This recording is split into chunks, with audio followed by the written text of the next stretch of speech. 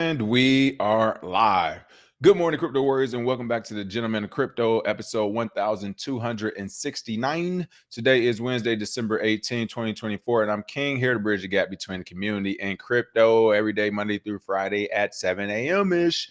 And today's top stories: it is happening. Ohio lawmaker introduces Bitcoin reserve bill allowing state to buy Bitcoin. Coinbase slam for linking wrap Bitcoin delisting to Justin Sun. VC roundup, investors tap blockchain ecosystems to reach startups, and remote Stripe enable USDC payments for global contractors. That's actually a huge story. But first and foremost, of course, let's go ahead and take a quick look at these prices, see what's going on there. Oh man, it's looking good. Or I guess some people would say bad. It's been a giant dip. The market's over. Bitcoin is dead. It's official. We had our all-time high, and now everyone is in a loss. Bitcoin is at $103,789. Which is at 104. That's why I paused. Down 3.87%. Ethereum number two. Oh, Ethereum was $5 away from $4,000 and couldn't prove their value on their own. That's right. Bitcoin dipped. Ethereum went right with it. $3,834, down 4.19%. Ripple at number three at $2.46, down 6.49%. Number five, Solana, $214, down 3%. I mean, the whole market's down. Everyone follows and copycats Bitcoin and then says they're better than it. I mean, this is essentially what's going on today. Cardano is at $1.01 at number 9, down 6.7. Tron at number 10 at 27 cents, down 6.34%. And there's number 11, AVAX. For those who are in the Discord, I know some of y'all talking about AVAX yesterday. It's 45.78, down 7.77%. Fear and Greed Index is at 80. Bitcoin dominance is at 56.64. It looks like it actually increased since yesterday, which is to be expected whenever the market starts to dip. A lot of people jump out of the altcoins to go to the Bitcoin, go back to Bitcoin to lessen the blow, because altcoins could have a crazy free fall. Bitcoin's dipping 10%. You might see altcoin dip 25 or 30%. And Ethereum dominance is at a 12.74. So those are our prices on the day. All right, other than that, what's going on, Warriors? What up, though? First day back on Discord was amazing. With that being said, quick announcement: tomorrow I will not be on the live show. I won't be here. I have to I'll be in Hollywood. I'm doing Hollywood stuff all throughout the night. I'll be doing Hollywood stuff, so I won't be here for the morning, more than likely, unless I really just pull like another day of all-nighters. I probably won't do that, though. But if I'm not there, more than likely I'm going to look at some stories when I can and talk about it on Discord in that Warrior chat. So if you're there in Discord, feel free to join that. And again, that link's in the description. It's free for everyone as well. Satoshi Slim, what up, though? BK Crypto, Superman 11, Jake Fever. Satoshi Slim said Discord all the way popping. Hey, because of the Warriors in there, STL Solo 314, what's going on? Ken Mitchin, Hyben 17, Bar None, Wisdom Bars, Dear Bit, Morning, Ace, XX Train, what's going on? Top in the morning, Mike Main, good morning, everybody. Welcome back to the show. Oh, I got to say this right. Hey, Matt Toe Pieces, you got to pronunciate that. Sounding out for me in the chat so I know what to say. Top story of the day is essentially the proliferation of Bitcoin is happening everywhere. Ohio lawmaker introduces Bitcoin reserve bill allowing state to buy Bitcoin. That is right. Ohio has become the third U.S. state behind Texas and Pennsylvania. And of course, Alabama has mentioned it, but they're not actually doing it through the actual legislative process. I think it was just not the treasurer, another person in like the money part of it mentioned it already. But so far, Texas and Pennsylvania have also wanted to see bills introduced to establish Bitcoin reserves as part of the state treasury. I can tell you what, folks, as the price continues to go up, as the fervor continues to go up, this number will not go down. It's not going to be like there's 3 states now, and by November, December of next year, it'll be the same 3 states, or maybe just 1 or 2 states. Like, no, not unless something catastrophic happens. More than less likely, next year in December, like December 18th next year, there's probably going to be 9 or 10 or 11 states. And at that point, you got a quarter of the union, right? You get a quarter of the union. This thing is happening. People are like, hey, we're not asking no more. We got Texas on our side. We got Pennsylvania on our side, and we got Ohio. We're going to go ahead and make a reserve. So this is happening, I think, or they're going to try to make it happen. What's going to be really interesting is to see how the federal government responds. This sounds good in practice, yes, but the federal government ever since the War of the Wars. No, seriously, ever since the North and South, the federal government has been about increasing the federal government. This thing is a union. You're not leaving the union. And yeah, it's gang for everybody, no matter your race, class, or whatever. You are part of this great union, whether you want to be or not. And you having your own Bitcoin reserve, to me, is the beginning of veering away from the union. That's why they don't want individuals to do it, right? They don't want you and I to have our own banks and be able to do peer-to-peer transfers and all this other stuff. The reason why this was created, they want you to go through banks and exchanges and things of that sort. So you think the federal or state governments making their own way and their own payoff of Bitcoin, especially if it isn't capped federally? Let's say this is allowed and the federal government doesn't cap it, right? There's no way a smaller state is going to hang with a Texas, a Florida, or a California, especially a California. So the federal government doesn't cap this thing. California says, fine, we're going 90% on Bitcoin. Within 2, 3, 4 years, we're looking like El Salvador, or one of these places, or even the micro strategies of the world. And then the way California is politically really starts shifting his weight around, like, hey, we're not going to listen. We're going to do what we want. Like, federal government doesn't want that to happen. I don't think they don't want to happen with individuals. They do not want it to happen with states.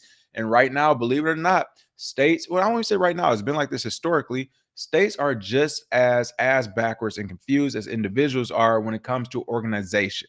What I mean is, yes, states can organize within themselves, but they don't play well with other states. All right. That's why you get I won't go into the political side of it, but when you get some of the larger bills being passed or decisions being made federally, and they're saying, hey, we're pushing this back to states, we're going to let y'all fight and argue over it, because they know everybody's not going to agree on it. It's going to be a big fight and argument over it because everybody has a different opinions. States, all they are big individuals, right? It's made up of a bunch of individuals, and we have our representative leaders.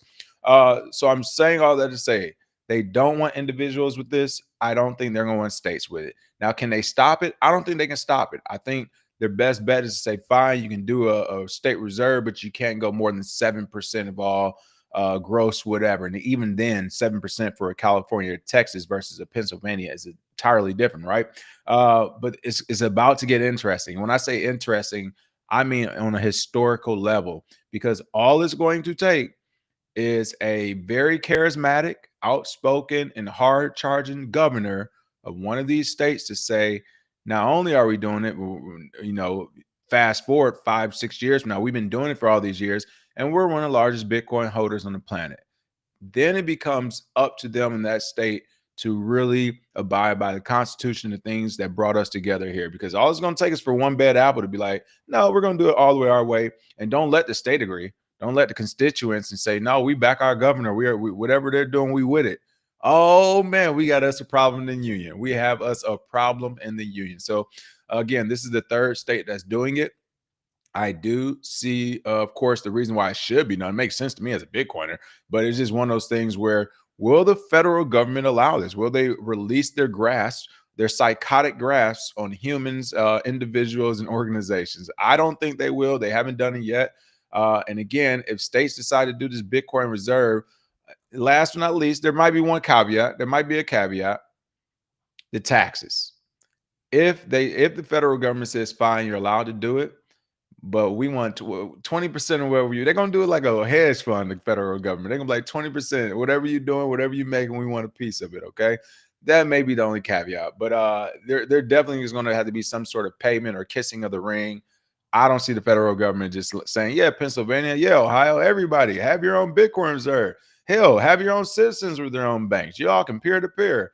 Like, nah, that's not going to happen. So again, Ohio House Republican leader Derek Marion on December 17th introduced HB 703, tentatively titled the Ohio Bitcoin Reserve Act, which will give the state treasurer authority to purchase Bitcoin as part of proper asset allocation, though it would not require it.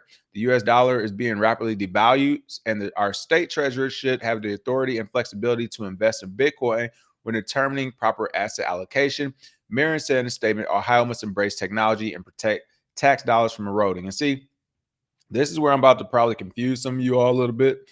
But I confused people in the military with this when I was in the military. Like, some people, they see me all out of the uniform. They're like, oh man, you're super cool and stuff. Like, man, we thought you were crazy. You're strict and stuff. Like, yeah, well, I'm in uniform. I'm not your friend. I'm here to do my job. Okay. And I say all that to say this. if I work for the federal government, I would be who is this Ohio House Republican leader Derek? Oh man, we be summoning Derek right now. What are you doing? What are you trying to cause a national security crisis? You are in Congress talking about the dollar is weak in its value. Like, what are you doing? That's for the YouTubers and the influencers and the people who just wear hoodies all day from their house. They can talk crazy, not the actual people in the positions of power. Like, you're going to scare constituents. On a serious note, I'm with you. I'm glad that our own government is recognizing this and they're like, hey, we need to be forward thinkers about it. But again, this is what I'm talking about right here. This is coming from the state side. I don't think from the federal side, this is the messaging and themes they want out there. I can say I'm like 98% sure that from like how I've written this stuff and seen it written, like that is not the theme we're going to put out here this week is that the dollar is weak and we should have Bitcoin reserves. If that's the case, then every citizen should have Bitcoin right now as well. That is the message behind that. That is not the message the federal government has ever sent out to us about Bitcoin and crypto. So again, shout out to Ohio, Texas, and Pennsylvania for trying. I think that it actually will work, not without some caveats, as I already mentioned. But will it be a smooth road? I don't think so. I don't think it'll be a smooth road. I think it'll actually either be a bumpy road on the surface where we get to see some stuff, or even behind the scenes where you see people like this possible political career derail. Now, not this time because there are enough people who like crypto in these positions, but like I said, I just don't see it smooth sailing. I certainly hope so. Uh yeah, Jake, that basically was what it is. Like, you're cool, but we still think you crazy. Yeah, good. That's why you can only have to say things one time. You never have to raise your voice. All right, what else we got going on? Coinbase is in the news. Coinbase slammed. I would say this is the first time Coinbase has been slammed for a while, ever since they've been trying to be do-gooders for the community. But Coinbase slammed for linking WBTC delisting to Justin Sun. Some crypto community members have criticized Coinbase for not giving technical reasons for delisting WBTC and justifying its decision by citing Justin Sun linked risks. Now, here's a few things. First, Justin Sun and Tron. Shout out to Justin Sun. I thought he was just going to be an overzealous marketer when he came in, and he possibly still could be that. So I don't know if it's a bot army or an actual community. I will say on some portions is an actual community because there are warriors who are a part of that Tron community for sure. I already know that. So let me be clear for some of y'all be in the comments going crazy on me. But I'm just not sure how much of it is like this large community or bot army.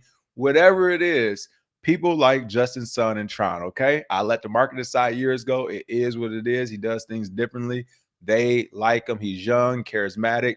He's doing his thing. So, yes, if you are going to be delisting something or anything associated with him or blaming him, you better expect the heat to come back. That's the first thing. And again, so far, I've only read this headline and the paragraph here. Second thing is when they're saying it might be something more to it, just off the headline, I don't know if this is to be true. I have to do my due diligence as we read this article. But my first thought was, well, you see how they doing TikTok. Like literally we had a congressman or a senator asking the CEO of TikTok, like, is he a China spy? And the dude kept saying, I'm from Singapore. I have nothing to do with China. He was like, yeah, but do you like him? Like, it was just so disrespectful. But my point is the fix is in when it comes to China. They're not our friends. So yeah, Justin Sun, of course, is connected to China, Alipay, Alibaba, all this other stuff. This could be enough of a reason for the words and the rumblings to go behind the scenes and Coinbase say, hey, we're done with it. And last but not least, this brings me back to my point I've been making so often and so long about Coinbase. Like, they're not here for the community. They're acting like it right now because it benefits them. They need the public on their side to fight the government. And the only reason they want to do any type of fighting with the government, they don't want to fight the government. They really just want to be like, please play fair. And we're giving you all the reasons why you should play fair, because if not, well, I tell you, but the government's like, man, we ain't scared of you. You ain't gonna swing. And the only reason they're doing that is because they haven't been allowed to get as much money and go as far as they would when it comes to crypto, because they decided to go public and get regulated, but it's not a full regulation. It's a really weird space they're in. But because of that weird space, they finally started fighting back, saying, well, all right, we want to be able to do this, that, and the other, but the fix has been already in. So again, whenever Coinbase, I see them come out to the public like they did with this lawyer going after the SEC, like they're doing that for themselves. We're just benefiting from it. But again, whenever you see moves like this happening, I don't know what the issue is. I'm gonna read the story, but if it doesn't make sense and you're not getting a technical reason, There's no consensus. There's no technical reason. Like, this is the antithesis of what's going on in Bitcoin and crypto as a whole, right? So let's go ahead and dig into it and see what Coinbase done this time. It looks like the cryptocurrency community has fired back against Coinbase explanation for delisting wrapped Bitcoin, which the exchange linked to the unacceptable risks associated with Tron founder Justin Sun. On December 17th, Coinbase filed a response to a lawsuit. Oh, well, there you go. Yeah, I told y'all about these lawsuits brought by Sun affiliate Bit Global, which accused Coinbase of harming the wrapped Bitcoin market by delisting wrapped Bitcoin in November. I mean, honestly, it's harming the market, or like the manipulation in the harm market is such a slippery slope. You see who they pick and choose to go after and not go after. Again, 2017, they turned Maccabee upside down. You could even say they were the cause of his premature demise for sure. Luckily, shout out to Maccabee. We had a chance to interview him on this channel before he either was killed or committed, whatever. But again, like, it just came out the blue. They were saying that's market manipulation. The U.S. arrested them. But then you get everything else in between. You get the Doge coins of the day. You get the Mark Zuckerberg's with some of the projects he's doing. Like, you get all these different people manipulating and promoting and shilling crypto. So it looks like a pick and choose, but this is going to be a pick on Coinbase, again, for harming that wrapped Bitcoin. The filing, Coinbase cited risks tied to Sun, including accusations of financial misconduct and regulatory investigations. The filing has drawn sharp criticism from within the crypto community, with many accusing Coinbase of failing to provide adequate legal or technical justification for the delisting. And that's something else in this space where people have to remember. Coinbase doesn't owe anyone an explanation. They can delist and list and do whatever they want, except maybe the public. I'm not sure how it's working since they went public. So maybe they're shareholders, but as far as everyone else is on the sideline, they don't owe it. I will say, yeah, these are shareholders. It could be a different argument, though. Some has also highlighted, I was going to say this, it's funny that this is coming up in the article. Some have also highlighted that Coinbase itself has been under numerous investigations. I was just about to say that. How are they going to say something about a regulatory investigation when Coinbase just, like, aren't they in the middle of an investigation probably? Like, what are you talking about? So, of course, people went to X today. They don't really care for what Coinbase has said. But again, I would not expect Coinbase to be here for the community. But they've done a good job of convincing the mainstream community, especially the noobs who enter the community, that they are here for them, which is why things like this even become a story where people are tweeting about it, making threads. They're like, I can't believe this. And you're like, wait, who did what? Like, Coinbase? They didn't do something for the community? Yeah, that's what they do. Why would you think they do something for the community? Because they allowed you to have a wallet, something you're supposed to do on your own. Because that is all they're doing, is allowing you to have a wallet on their platform. They're not doing anything novel. In fact, that's how they make their money and do so well, because they're keeping it super simple. They kept it simple from the beginning, and it's worked. Everybody said, hey, we're going to do Segway. We're going to make this thing more efficient. Coinbase said, not us. Not us. We're not going to change the thing, even if it does make things faster and cheaper. We're going to keep it the way it is. Like, they're not changing. They're keeping it simple, and it works for them. So actually, shout out to Coinbase. Never change. Never change. All right, cool story. Again, didn't get into the depths of it, but I did see this headline, and I wanted to talk about it because I think this is going to kind of shed some light onto where we're going next year. VC Roundup investors tap blockchain ecosystems to reach startups. This edition of Cointelegraph's VC Roundup features Morph, Brighty, so a bunch of VCs. All right, I'm not about to get into this. Is like they probably sponsor them somehow. Venture capital firms are seeking new avenues to access early stage projects by partnering with blockchain ecosystems as investors show renewed appetite heading into 2025. So again, I did not even read this far down. I figured that's what it was going to be about. Based off the headline, people get excited. For all those people who are already in the Discord or who have emailed me in the past asking about, hey, I'm thinking about starting this type of business in the space, or this is the project I'm doing, or and shout out to 5150 Crypto. He just put some mining jobs in the Discord yesterday. So if you're looking for mining jobs, check that out. Also, I'll be releasing that mining video publicly here soon as well. For the members, they've already seen it. But yeah, all this, whenever you're talking about these new projects or businesses you want to do, when these VCs enter the space heavy and they're letting people know, that means they're coming with money. They got a ton of portfolios. They gotten the okay from their bosses or their actual clients, and they're saying, fine, we're good to go for 10% allocation into the crypto sector, 20%. When you talk about the all in all, the overall crypto market, the Bitcoin market, and they say it's 100 billion or trillion, or however many dollars this is what they're talking about too. When you go into the January 2025 and there's 10 new VCs saying we're all giving 10% of our portfolios to this market and these businesses, and that accounts for $100 million. All right. So for those who are looking again to start a project, to start a platform, or whatever else, get your business in order. Make sure you write up those the one pagers and what you want to offer and get it out there to these VCs, because they are out there looking for projects and platforms to back. They want to make their money too. They're looking at Bitcoin as well. Think about the smaller VCs, venture capital funds. Let's say they only have 100 million, right? Let's say 50 million. Let's say they only have 50 million of assets under management, and they can only allocate a little bit. At $100,000 a pop Bitcoin, I mean, now that's becoming like, oh man, that's a tough sell. It's even tougher sell when you can't even do altcoins. A lot of them, they can't do altcoins, or they don't want to with these portfolios, right? You're talking traditional portfolios. They're not about to put that in the SUI. That's for you all to have some fun, right? That's for you all to catch these big guys and gals, but they're not going to put that into SUI. They might do it after a certain point, right? Once it reaches the Solana level. All right, I'm just joking. I haven't done my homework. One of you all might be in the comments like, no, this VC firm is already there. All right, but you get my point. They're much more likely to do it with the bigger players like Bitcoin, and Bitcoin's already so high. Even some of the smaller firms might be looking at it side eye. So that's a perfect time for a new platform, a new project, or whatever to come up, well-written, experience, and to say, hey, let me take some of that capital off your hands. We got something that can pop in 2 to 3 years. I mean, this is literally the crypto versions of Shark Tank. So December, Layer 2 Ecosystem Morph announced a joint initiative with 14 venture firms featuring names like Pantera Capital, Spartan Group, Foresight Ventures, Mexi Ventures, Social Grab Ventures, more and more ventures and capital groups. The group will accelerate projects on the network's ecosystem, facilitating startups access to investors and mentorship from ideation to token launch. We're compiling all of the resources builders need, not just access to venture capital. A spokesperson for Morph told Cointelegraph. That's pretty cool for their ecosystem right there. But that's what this is about. They're saying these funds are expected to pour in about $2 billion into the startups, crypto startups in the next few months. So again, this is one of the places you can go to look. And as this article goes on, you can check it on Cointelegraph. They're mentioning other venture capital partners, who they're working with, how much capital they're giving out, and how they're giving it out, what you need to do. Yes, sometimes you do need to be a developer. In some cases, you don't. You could be a marketer. You could be an influencer. It all depends on what they're looking for.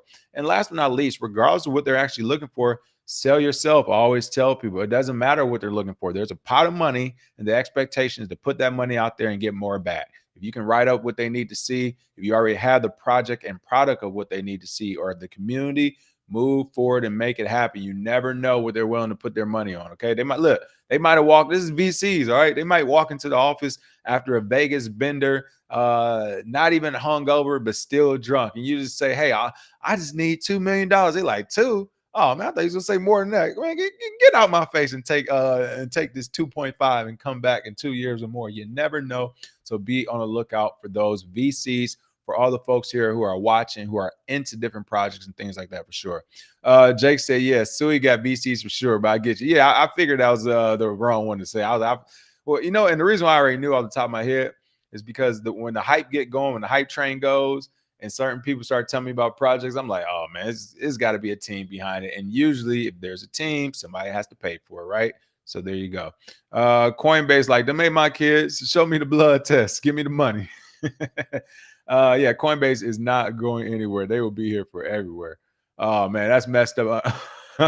Uncle Reno said, who? Maccabee? No, he's not here right now. Click. Come on, man. Let's see. Saw a Coinbase ad with an older shop owner getting turned on the crypto payments by his nephew. Oh man, that's crazy. How they gonna pass me up for a crypto enthusiast? Oh, you talking about Coinbase advertisement? Oh yeah. No, so I've seen all the crypto ads that are coming. Long story short, every crypto ad that's being done professionally, boy, they doing how Hollywood do. Hollywood again, the cryptocurrency sector's ear. They don't want to pay actors, so you probably won't see me on too many crypto commercials. There's some low payments going to actors right now for crypto commercials. It's crazy. At least if you're a regular actor, of course you're like one of the top people, they're going to pay your due. All right, last but not least, top story of the day. Actually, I'm covering it last, certainly not least. Remote Stripe enabled USDC payments for global contractors. That's right. The new service is available starting with US companies paying contractors in 69 countries. That is right. Web payment browser, whatever you want to call it, platform Stripe is allowing USDC stable coins to the traditional sector. Is happening, people. The lines will continue to get blurred, especially when you look at the companies like Stripe, the PayPal's, the Cash Apps, all like kind of like the internet banks, if you will.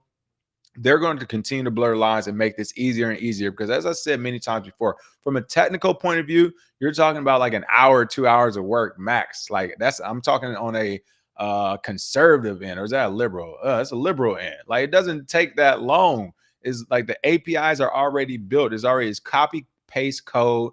You click a couple of switches and you test it, and boom, you are rolling with stable coins and crypto. So it's not hard to do. Shout out for Stripe for taking the risk. Global payroll provider Remote is allowing, Remote is helping, is allowing the United States based companies it serves to pay their contractors in 69 countries in USDC.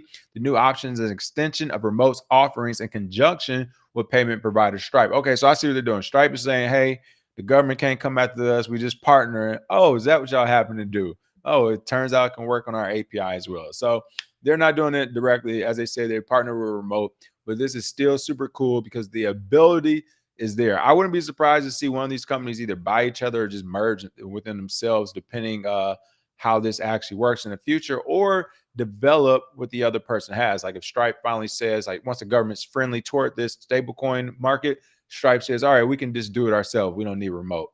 But hey, it's also one of those things where maybe they can expertise in what they do. This is still a cool partnership to be allowed to do it. And again, I want to reiterate, like the crazy thing about this is what we talked about yesterday, or I think the day before, when I was talking about Spotify and Netflix. And it's like, yeah, the mainstream will be using, as we're seeing now, they'll use the Spotify's and the music streaming platforms or the movie streaming platforms and TV streaming platforms, even though you can do it for free online with little hassle and no time at all and no technical expertise. People would still use it because it's just was getting pushed on them. It's the Coinbases of the world. I say all that because like we don't need Stripe or Remote to do USDC payments to contractors. Like we already know that. But making it one less step of people having to get their own wallets, which is what all these companies are. I won't even say they want to do. They're just answering it. Like the market has spoken. People don't want to learn about wallets and go get their own. They don't want to be their own bank. They rather everyone else do it. So this is where you get your Stripe and Remote. So it's just kind of funny to me that like, hey, we're offering you this. We can do all this and this big partnership. And it is a big deal. But it's also like no one even needs to use these services. You literally can just do it ourselves. But it looks like the market has decided here again, and we will be using payment platforms to do it. And again, the part that sucks about it too, so I'm clear about it, is let's say I work with a contractor in random country, wherever, right? And I pay them in my USDC. The only thing we're getting hit with is a transaction fee, which is like nominal, right? Like I'm talking a few pennies, right? The moment you add the Stripes and the Remotes, you think they're going to get rid of the 3% fee they've had for forever that they don't need to have now? No, they're going to keep it. So it's like you're going to continue to have this 2.5, 3% fee. Hopefully there becomes a war of companies where they're trying to get customers and they're just increasingly making that fee lower and lower and lower. But I highly doubt it. I think there's going to be a market acceptance of like where they self-regulate, because these companies are smart. They call each other, hey, Stripe called PayPal, called Cash App. Hey, listen, whatever, we can do whatever we want. Don't nobody get rid of that fee though. We're gonna, hey, no one goes below 2.5%. Don't get rid of the fee because you'll mess up everybody market will be messed up to this crypto thing. Like I would not be surprised to see that. I wouldn't be surprised for them to put lobbyists to DC and have the federal government say you all can't go below a fee. Like you have to have a fee or whatever. Like, so that's the thing behind it. That's the only reason I'm kind of like about it, where it's just you don't need to do it. It's a nominal fee if you don't use them.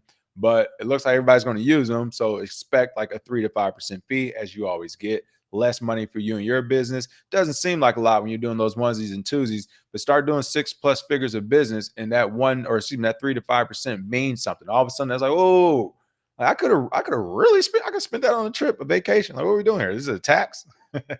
All All right, that is the show for the day. Bill Split, what up, though? Still giving you a shout out late, but here, smash that like and share. Again, I will not be here tomorrow. More than likely, I will be in the Discord, if not sleep by that time, because again, I'll be up and running around all night tonight. And other than that, I will see you all on Friday with some more news. Smash that like and share.